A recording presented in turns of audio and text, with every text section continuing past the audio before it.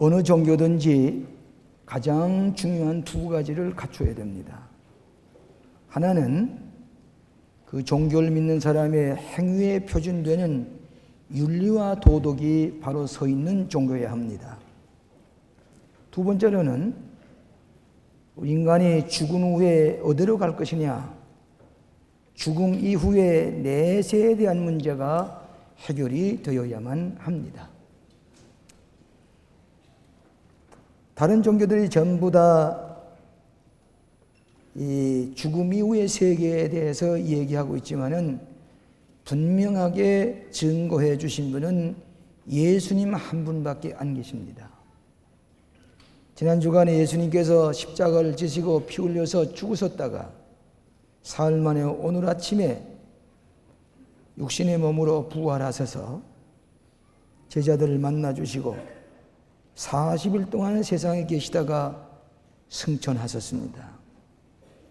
이것이 기독교의 중요한 부활의 진리인 것입니다. 이건 기독교밖에 없습니다. 78세 된 한 노인이 신약성경을 다 읽고 나서 그 성경에 가장 감명적인 단어가 있다면 무엇입니까? 물으니까 이 노인이 대답하기를 두말하지 아니하고 부활입니다. 기독교는 부활의 종교입니다. 부활이 없으면 기독교가 있을 수가 없습니다. 우리 기독교는 예수님이 부활하신 것이 하나의 환상이나 꿈이 아니라 역사적인 사실로 분명하게 부활하신 것을 사복음서와 그 밖에 여러 성경에 기록이 되어 있습니다. 신약성경의 장수가 얼마인가 하니 260장입니다. 260장 가운데 100장이 예수님의 부활에 관한 말씀을 기록하고 있습니다. 우리가 부활절이 되면 예수님의 부활의 증거를 역사적으로 찾으려고 증거하려고 애를 씁니다마는 물론 부활하신 것입니다. 여러분이 예수님이 부활하신 증거 가운데 빈 무덤입니다. 고고학자들이 예수님이 빈 무덤으로 부활하신 것을 부인하려고 그렇게 애써도 2000년 동안 그 부활의 빈 무덤의 사실을 전복시키지를 못했습니다. 여전히 빈 무덤의 진리를 우리가 믿고 있습니다. 우리가 지난 주간에는 우리가 가시관을 쓰신 예수님, 홍포를 입으신 예수님의 모습을 우리가 십자가에 상징적으로 장식을 했댔습니다. 오늘 아침에는 이 부활의 생명을 상징하는 백합과 빈 무덤에 예수님이 걸치셨던 이 수의, 흰 수의를 우리는 걸어놓고 하나님 앞에, 부활의 주님 앞에 예배를 드립니다. 빈 무덤의 분명한 역사적인 사실, 그 다음에 성서입니다. 이 성서는 예수님이 부활하셨기 때문에 예수님이 부활하셨다고 하는 사실 위에 세워진 것이 우리 신약성서입니다. 예수님이 부활하시지 않았다면 이 성서가 쓰여지지 못했을지 모릅니다. 복음서의 중심은 예수님이 고난을 받으시고 십자가에 죽으셨다가 사흘 만에 부활하셨다. 세 번째로는 교회입니다. 이 교회는 십자가에 매달려 비참하게 세상을 떠난 그것을 가지고 있는 종교가 아니라 죽으셨다가 사흘 만에 부활하신 그 증거를 가지고 그 부활의 터 위에 세워진 종교가 우리 기독교입니다. 그렇기 때문에 부활이 없으면 교회도 존재 이유가 없고 신앙도 존재 이유가 없고 우리가 말하는 다 거짓말이라 고린도전서의 사도 바울이 말씀했습니다. 그렇기 때문에 교회가 있다는 말은 부활의 사실을 증거하는 것이다. 그 다음 네 번째로는 주일입니다. 이 주일. 여러분, 과거 유대인들은 토요일 날 안식일을 잘 지켰습니다. 지금도 유대인은 안식일을 지킵니다. 근데 예수님 부활하신 다음에는 안식일의 예배, 토요일 날 예배하는 게 아니라 주일 날 아침에 예배 드립니다. 왜 그런 거니? 주일 날, 이 썬데이, 이 일요일 날 주님께서 부활하셨기 때문에 그 일을 주일이라, 주님의 날이라. 그리고 예배를 드리는 것은 주님이 이 주일 아침에 부활하셨기 때문입니다. 달력을 바꿔놓은 겁니다. 이것은 보통 사실이 아니고서는 이렇게 분명하게 날짜를 바꿔놓고 요일을 바꿔놓고 예배드리는 것은 있을 수가 없습니다. 부활이 있었기 때문입니다. 어떤 목사님이 주일 예배에 찬송을 전부 다 부활절 찬송으로 이렇게 쭉 예배 순서를 짰습니다. 그 인쇄소에 보냈더니 인쇄공이 보니까 부활절도 아닌데 부활절 찬송만 부르게 돼 있단 말이에요. 그래서 이 인쇄공이 목사님께 전화를 걸었습니다. 목사님, 이 부활절도 아닌데 웬 부활절 찬송만 부르야 됩니까? 이거 뭐 잘못된 게 아닙니까? 그러니까 이 목사님이 아니요. 우리 기독교인의 예배는 주일날마다 부활절입니다. 부활이 있었기 때문에 주일날 예배드리는데 부활의 날로 부활의 찬송 부르는 것이 마땅합니다. 그렇게 얘기를 했습니다. 오늘 봉독해 주신 본문의 말씀은 요한복음에만 기록되는 특수기사입니다. 다른 복음에는 없습니다. 예수님이 부활하신 다음에 막달라 마리아와 여인들이 무덤에 가보니까 예수님의 시체가 온데간데 없습니다. 그래 베드로와 요한에게 알렸더니 베드로와 요한이 허겁지겁 달려와서 빈 무덤에 들이다 보니까 수의만이 있고 예수님의 시체가 온데간데 없습니다. 그 후에 마리아는 예수님 만났지만 베드로와 요한과 1급 제자는 곧장 갈릴리 호숫가에 가서 고기를 잡기 시작했습니다. 부활하신 주님 만나지 못했습니다. 근데 고기를 잡으려고 밤새도록 고기 잡았지만 한 마리 잡지 못하고 빈 그물을 가지고 빈 배를 몰고 돌아왔을 때에 예수님은 그 옆에 계셔서 숯불을 피워놓고 생선을 구우면서 떡을 구우면서 조반을 준비하고 계셨습니다. 고기 잡았느냐? 먹을 것이 있느냐? 고기 한 마리도 못 잡았습니다. 그물을 오른편에 던져라. 던졌더니 큰 고기가 153마리가 납겼습니다. 베드로는 우똥을 벗고 고기를 잡다가 예수님이라 그러니까 덧저고를 입고서 한 50간 되는데 물속에 빠져가지고 주님 앞에 달려갑니다. 이건 환상적인 얘기가 아니라 아주 구체적으로 육신으로 부활하신 예수님, 옛날 고기 잡던 어부들에게 다시 고기를 낚게 하시고 그물을 던지게 하셔서 고기를 많이 낚게 하신 이 사실, 거리가 50간 되는데 이 베드로가 헤엄쳐 달려갔다는 얘기, 숯불을 피웠다는 얘기, 떡을 구우시고 생선을 구워서 조반을 준비하신 얘기는 상당히 구체적이면서 물질적이면서 부활하신 주님이 육체적으로 부활하신 것을 분명하게 증거하기 위해서 이 요한은 부활하신 예수님의 사실을 기록한 다음에 21장에 새롭게 기록을 하고 있습니다. 저는 이 말씀을 가지고 우리에게 오늘 찾아오신 부활의 주님, 첫째로는 우리들의 삶의 현장에 찾아오시는 부활의 주님이십니다. 요한복음은 이 빈 무덤을 남겨놓으시고 부활하신 주님이 약속하신 대로 갈릴리 호숫가에 가서 이 제자들을 만나서 고기 잡는 제자, 3년 반 동안 벌어졌던 배를 몰고 나가서 밤새도록 고기 잡는 이 제자들의 삶의 현장에 육신을 입으시고 오셔서 만나주시는 예수님이십니다. 예수님은 부활절 아침에 이 큰 제단에서 부활의 주를 만나시는 것도 아니고 또 빈 무덤 앞에서 만나주시는 것만도 아니고 그리고 교회 안에서만 만나주는 게 아니라 고기 잡는 빈 배, 빈 그물을 가지고 찾아오는 그 옆에 예수님, 부활하신 주님이 오셔서 그 제자들의 삶의 현장에서 실패하고 좌절하고 낙심하고 도망쳤던 이 베드로와 요한과 야고보 1급 제자의 삶의 현장에 오셔서 만나주시는 육신을 부활하신 예수님을 여기서 볼 수가 있습니다.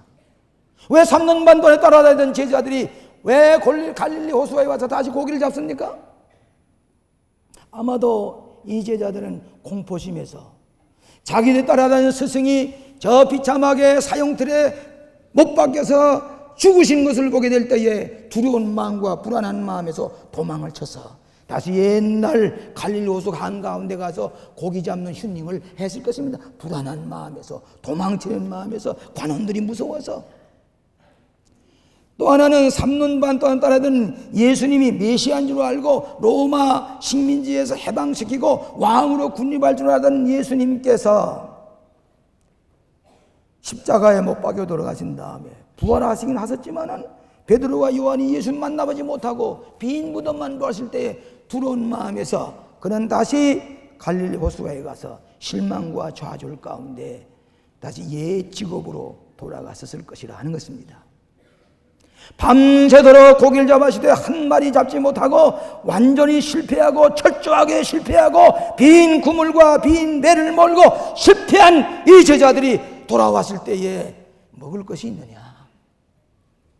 부활의 주님이 저들에게 새로운 길을 보여주시고 삶의 현장에서 고기를 낚게 하시는 육신이 물이시고 부활하신 예수님의 말씀을 여기서 읽게 됩니다. 예수님은 때때로 부활하신 주님은 우리에게 실패와 좌절 가운데 있을 때 만나주시는 예수님. 엠마오로 내려가는 두 제자가 부활하신 주님 만나시되 부활하신 주님을 인식하지 못하고 내려가다가 떡을 뗄 때에 눈이 밝아져서 예수님이 부활하신 것을 만나봤을 때 예수님께서 그 자취를 감추셨습니다. 웨슬리 선생이 조지아에 전도하려 갔다가 완전히 실패하고 낙심하고 구원의 확신도 없이 돌아왔을 때에 런던의 올더스 게이트에 조그만 집회에 가서 무릎 꿇고 앉아서 예배를 드리고 있는데 그 예배 인도자가 마틴 루터의 로마인서 주석 서문을 읽는 가운데 이상하게 마음이 뜨거워졌어요. 실패했던 웨슬레가 예배에 참석해서 갈라디아서를 이 로마인서 주석을 읽을 때에 마음이 뜨거워서 루터를 만나게 되고 로마인서는 바울을 만나게 되고 바울이 증거하는 예수를 만나게 될 때에 나는 죄의 사함 받았다, 구원을 받았다. 옥스퍼드의 교수였던 웨슬레가 구원의 확증을 부활의 주님을 만난 다음에 그는 증거하게 되었습니다. 여러분, 예수님의 부활의 사진이 많이 있습니다. 저는 그 중에 제일 인상적인 그림은 유명한 할자멘포 렘브란트라는 사람이 그린 엠마오 도상의 부활의 주님이십니다. 아마 여러분의 가정에 그림 아마 걸려있는 가정 많이 있을 겁니다. 그 그림을 보면은 나무들이, 큰 나무들이 울창하게, 잎이 울창한 부활의 생명을 상징하는 나무들이 울창하게 서 있습니다. 그 사이에 두 제자 사이에 끼어서 예수님이 무엇인가 손짓하면서 지금 엠마오로 갑니다. 이 제자들이 예수님의 성령 말씀을 들으면서 가다가 마음이 뜨거워졌습니다. 그 엠마오 도상의 예수님의 부활의 주님의 그림이 세계 유명한 렘브란트 유명한 그림입니다. 그 그림은 왜 어떻게 그려졌는 거니? 이 렘브란트 이 화가는 부자였습니다.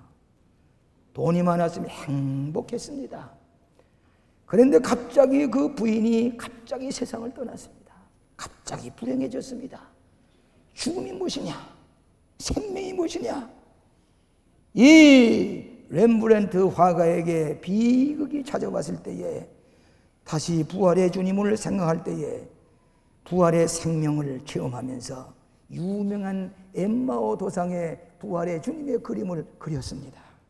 그리고 나서 이 그림의 값이 얼마나 되느냐니까 이건 값으로 계산할 수 없는 생명이 담겨져 있는 그림입니다. 그랬습니다.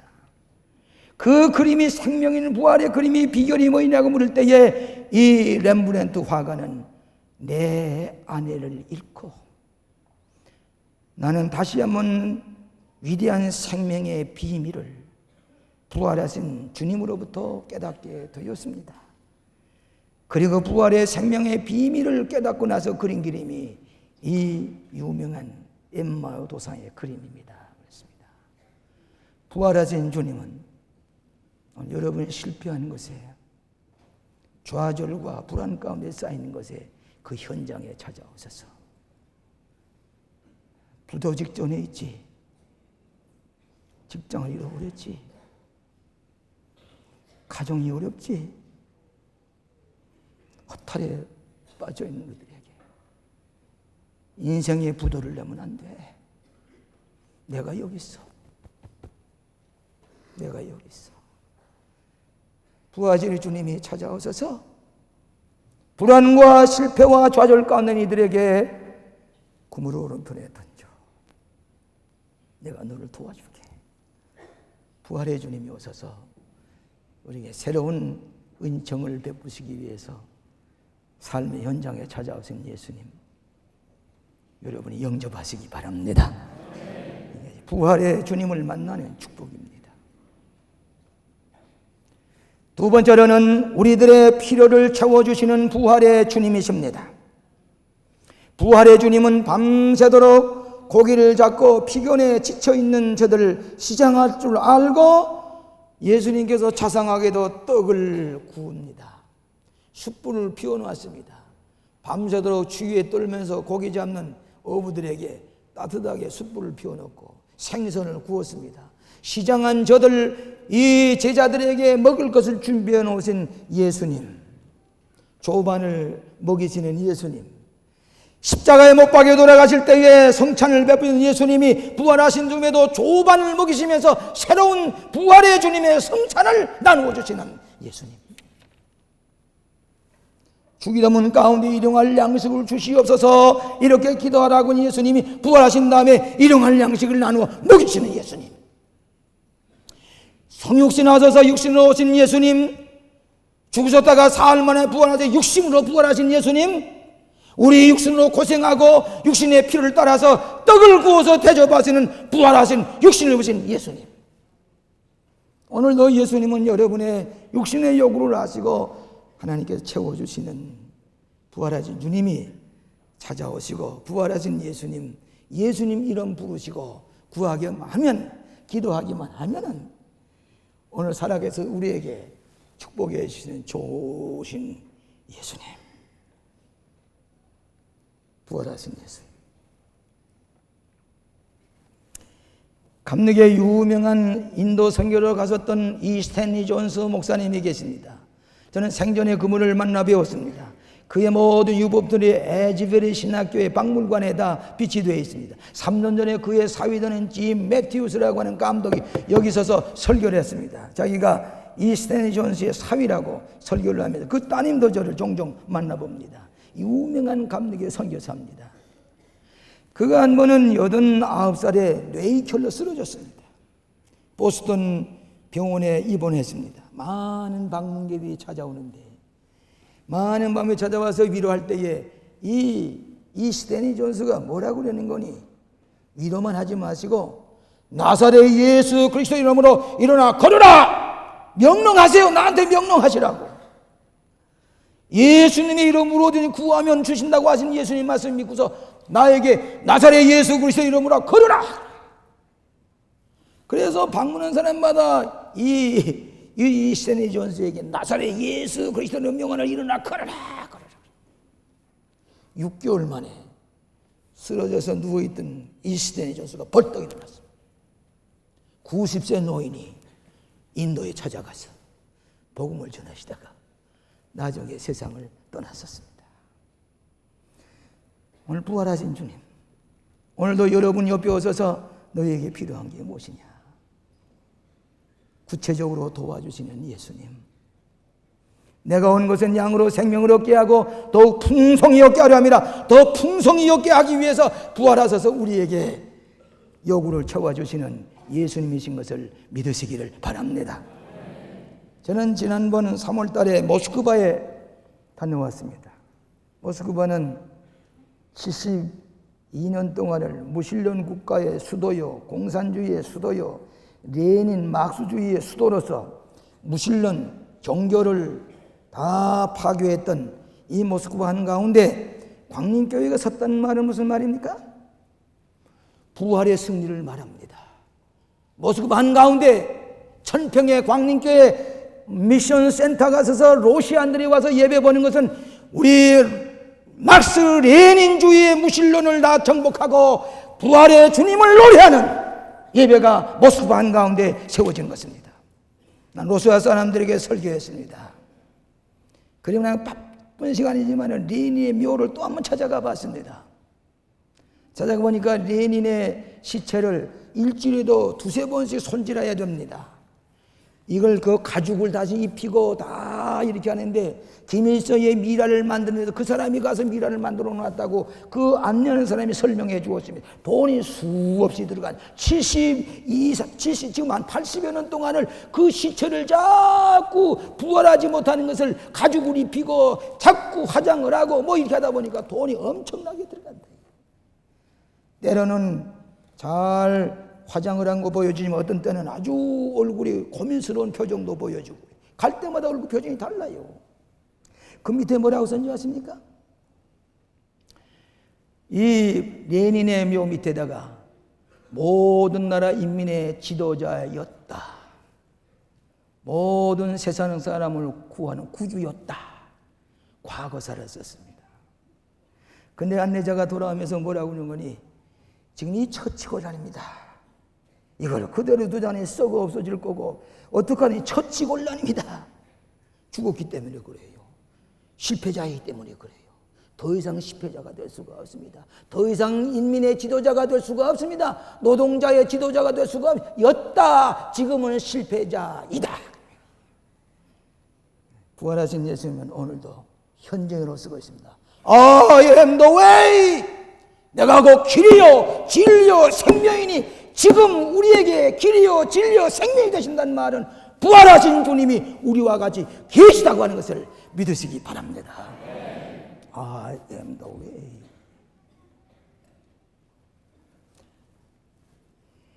어떤 청년들이 모여서 예수님이 부활하셨느냐 안 하셨느냐, 저는 이 부활절 설교에 예수님이 부활하신 역사적인 증거를 제시하려고 애쓰는 거. 저도 그 책을 많이 읽어봤어요. 뭐 그건 말로도 와서 그 성경들이 믿으면 되는 것이지 뭐 그걸 아니라 그렇게 할 게 뭐 있어요. 그런데 이 청년들이 예수님 부활한 게 사실이 아니라고 얘기하는데 어떤 집사님이 새벽 기도를 갔다가 성경을 끼고서 지나가는 여 집사님 향해서 농담 삼아 이 청년들이 물어봤습니다.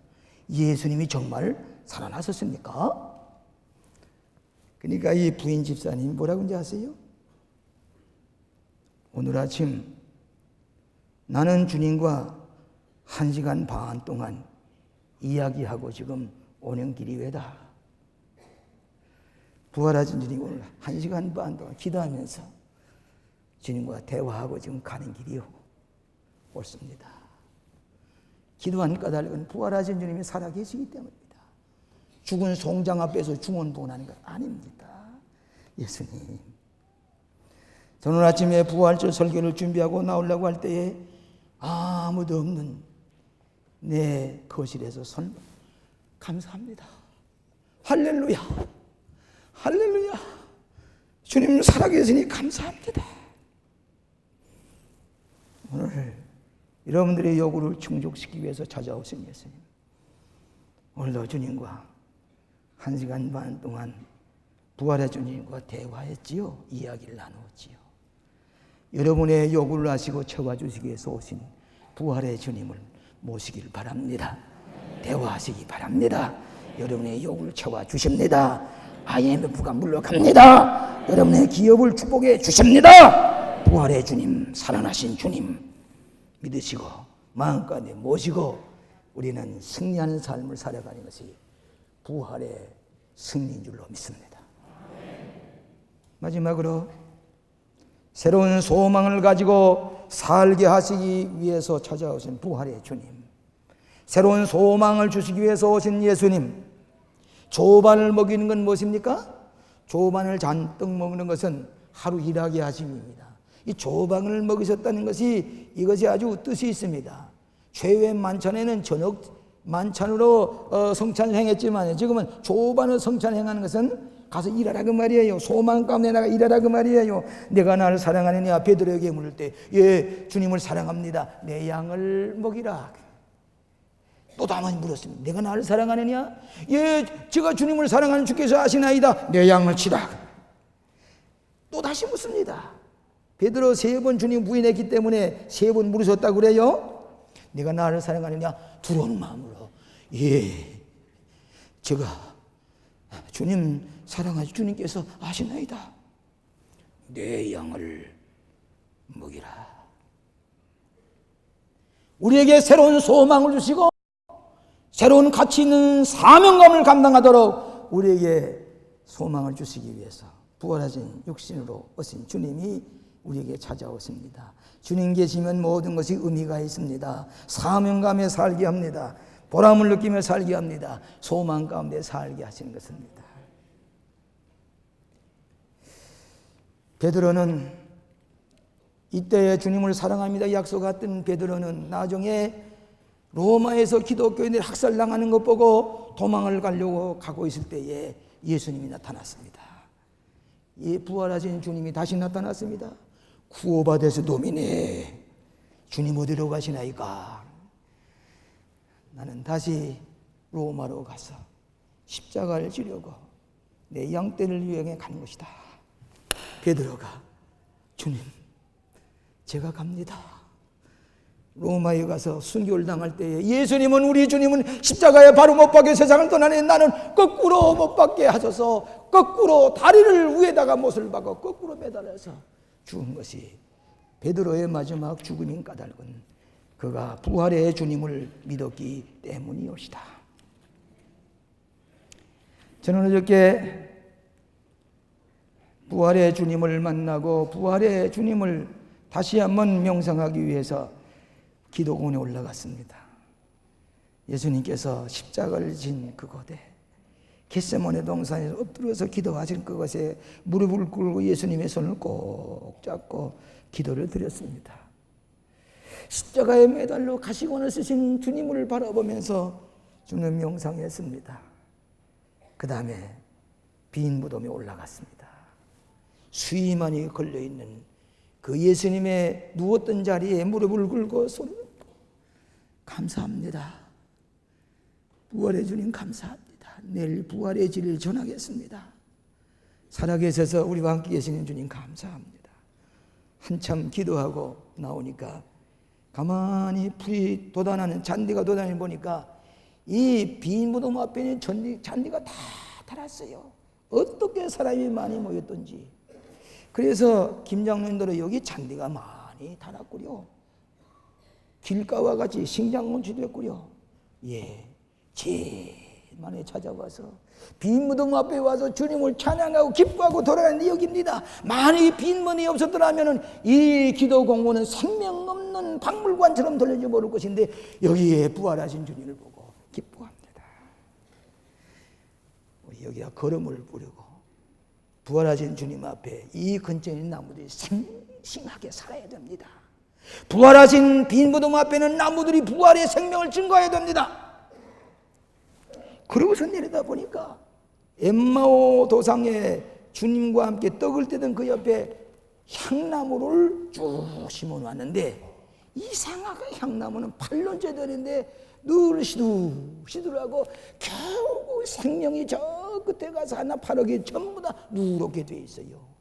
매 저는 가볼 때마다 여기에 걸음을 주시오 하는데 여전히 메말라 있습니다. 그래서 장로님이 가서 파보니까 노원도 이상할 것 없어요.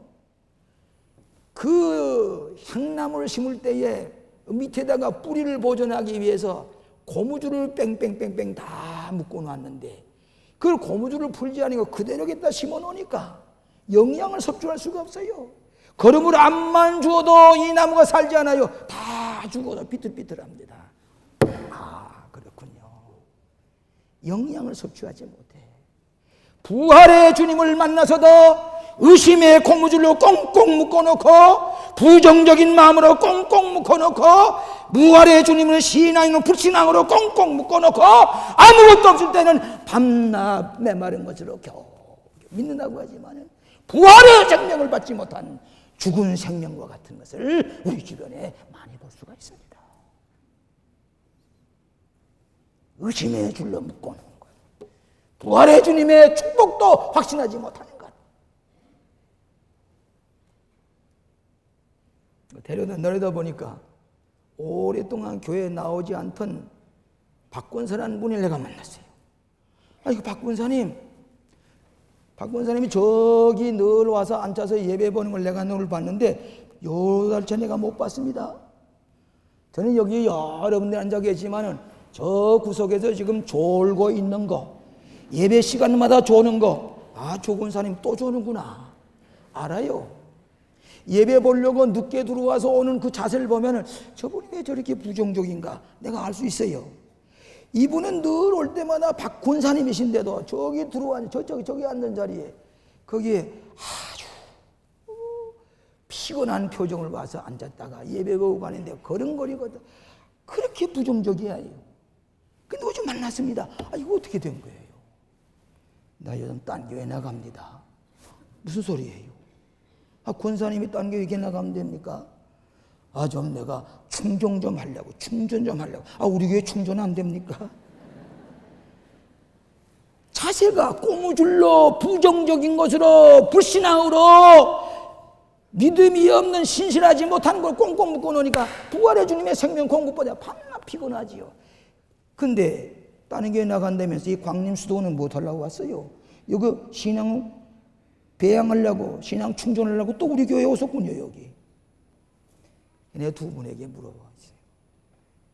가만 보니까 영적으로 뿌리가 메말라 있는 그가 신앙이 어디를 가든지 예수 잘 믿고 새 생명을 가지고 살아가세요. 광림교회 권사의 명예는 더럽히지 마세요. 또 오겠습니다. 올 필요 없어. 가서 거기서 예수 잘 믿어. 그 부정적인 것, 의심에 꽉 차 있는 것, 그 세상적인 것으로 아주 조잡해 있는 마음 깨끗이 하고 부활의 주님 그대로 믿어. 올 필요 없어요. 예수 잘 믿어. 구원 얻어. 굿바이. 나는 그분과 오면서 향나무가 메말라 있는 것이 부정적인 곰줄로 꽉 차 있는 거죠. 오늘 부활의 주님이 몇 번 부활한다고 할지라도 내 마음이 부정적이고 내 마음이 의심으로 꽉 차 있다고 할 때는 부활의 주님이 나에게 생명을 주고 열매를 맺을 수가 없는 것입니다. 우리 교우 가운데 최근에 옥에 갇혀 있는 분이 계셔서 고난 주간에 그 가정이 얼마나 참 마음이 외로울까. 그래서 어저께 그 가정을 신방했습니다. 감옥은 제가 찾아갈 수가 없다고 그래요. 여러분 잘 아시는 이대성 형제입니다. 그래서 김신나 여기 권사님에게 용서하세요. 김신나 권사님 만나서 부인만 면회되는데 그래 어디 건강하십니까? 우리 예배 보십시다. 그 외로 웃으면서 목사님, 저희 남편이 그렇게 기뻐합니다. 30년 동안 공직생활이 있었지만은 이번처럼 기쁜 게 없습니다. 독방에 어느 유명한 사람이 갇힌 독방에 갇혀 있는데 성경 읽는 가운데 이렇게 기쁠 수가 없어요. 이런 축복의 자리가 어디 있느냐고. 얼굴에 기쁨이 충만해서 만날 때마다 나는 성경 읽으면서 이런 은혜를 받았습니다. 그 독방의 감옥소에 부활의 주님이 찾아오셔서 위로해 주시고 부활의 주님을 만났다는 얘기입니다. 감옥 독방에 찾아오신 부활의 예수님, 여기가 행복한 자리입니다. 내가 이 자리가 없던다면 부활의 주님을 건성으로 믿어줄 것인데 내가 이 고난 중에서 혼자 옥에 갇혀서 독방에 누워있을 때에 이 성령님 주님 감사합니다. 당신 걱정하지 말아요. 가장 행복한 자리에 머물러 있어요. 이것이 부활의 주님을 만나는 오늘의 축복의 자리요, 부활의 주님의 소망을 가지는 성도의 모습인 줄로 믿습니다. 미국의 어느 곳에 8살 난 톰이라는 소년이 병약해서 휘어철 타고 다니다가 이 교회 가서 주일학교에 다닙니다. 부활절 전주일에 이 교회학교에 갔더니 선생님께서 플라스틱으로 만든 계란을, 빈 계란을 주면서 여기다가 생명이 있는 것을 담아가지고 오라고 그랬습니다. 꽃을 담아가지고 오든지 곤충을 담아가지고 오든지 나무가지를 담아가지고 오든지 오라고 그랬습니다. 다음 부활절 아침에 보니까 이 플라스틱 계란에다가 어떤 아이는 꽃을 담아가지고 어떤 아이는 나무가지를 담아 종로나무 가지를 담아 그리고 곤충을 담아가지고 왔습니다. 이 8살 난 휘얼찬 병약한 이 톰은 빈 플라스틱 계란을 그대로 가지고 와서 선생님께 보였습니다. 선생님께서 위로하느라고 미처 바빠서 여기 뭐 넣지 못하고 왔지? 괜찮아. 톰이 얘기를 했습니다. 선생님의 얼굴을 바라보면서 선생님, 예수님께서 빈 믿음을 남겨놓으시고 부활하지 않았습니까? 이것이 예수님의 빈 무덤입니다. 부활하신 예수님의 빈 무덤입니다. 이 선생이 눈물을 글썽거리며 옳다. 내 신앙이 훌륭하구나. 부활하신 주님 너를 도울 것이라고. 오늘 사랑하신 여러분, 어쩌다가 우리는 이 피곤한 현대 오늘 현장, 삶의 현장 속에서 몸부림치고 있습니다. 난 우리 교인들이 언제 부도가 날까? 그 부도 나는 그것이 좋아서 매일 아침 엎드려서 어느 분 도와주세요. 그분 살려주세요. 직장 잃어버리지 않게 해주세요. 피곤하지 않게 해주세요. 실패하지 않게 해주세요. 인생의 부도를 내지 않게 해주세요. 이 삶의 현장에 육신으로 부활하신 주님이 오셔서 여러분을 위로하시고 소망을 주시고 오른편에 그물을 던져 내가 그 길이요 진리요 생명이라 너희의 생명을 더 풍성하게 하려고 오셨다고 하신 예수님, 육신으로 찾아오신 예수님, 우리의 마음에 모시고 부활의 주님과 함께 승리하시는 여러분 되시기를 주의 이름으로 축원합니다. 오 자비하신 아버지, 감사합니다. 실패와 좌절과 절망에 쌓여있는 이 현장에 찾아오셔서 말씀으로 조반을 먹이신 것 같이 우리의 필요한 것 채워주시니 감사합니다. 예수님의 이름으로 모시니 구할 때에 살아계신 주님께서 우리에게 우리의 요구를 넉넉하게 채워주시고 우리의 생명을 풍성케 하심을 감사합니다. 결코 좌절하지 않겠습니다. 소망 가운데 믿음을 가지고 승리하는 저희들 되게 하여 주시옵소서. 부활하신 예수님 이름으로 기도하옵나이다. 아멘.